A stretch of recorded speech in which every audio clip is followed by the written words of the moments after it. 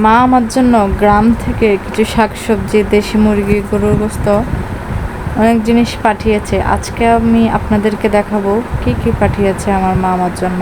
আসলে কথা আছে না, মা আছে যতদিন, যত্ন আছে ততদিন।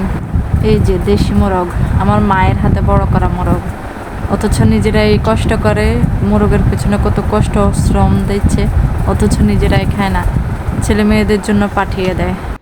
এটাই মনে হয় মায়েদের ভালোবাসা। এই যে গ্রামের গরুর গোস্ত, এই যে দেখুন গ্রামের টাটকা টাটকা সবজি। আমরা 5 ভাই বোন, 5 জনের জন্য 5 রকম করে পাঠায় আমার মা।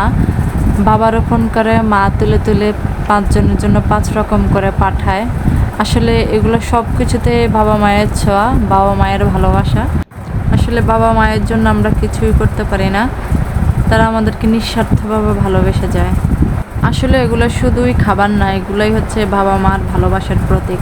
আসলে মায়ের হাতে তোলা প্রতিটা জিনিস যেন আমার মনকে বলে, তুই দূরে থাকলেও আমি মনে রাখি, যত্নে রাখি। শহরের বাজারে পাওয়া যাওয়া জিনিসগুলোর সাথে এই জিনিসগুলোর তুলনা হয় না। এগুলো শুধু স্বাদই নয়, এগুলাতে আছে আমার মা আর গ্রামের গ্রান। এই ছোট ছোট জিনিসগুলোই জীবনকে সুন্দর করে দেয় আর মনে করিয়ে দেয় আমার শেকড় কতটা গভীরে গাঁথা। আবার সাথে আমাদের গাছের 2টা নারিকেলও দিয়েছে, আবার দিয়েছে 3টা বিলাতি গাছ। এগুলো আমাদের গাছের, আমাদের নোয়াখালী ভাষায় এগুলোকে বিলাতি গাছ বলে। কোন গ্রামে কি বলে সবাই কমেন্ট করে জানাবেন। আবার দিয়েছে যে কাচকি মাছ আমাদের পুকুরের। কার কার মায়েরা এমন গ্রামে গেলে এগুলো নিয়ে আসে সবাই কমেন্ট করে জানাবেন। আজ এ পর্যন্ত, আল্লাহ হাফেজ।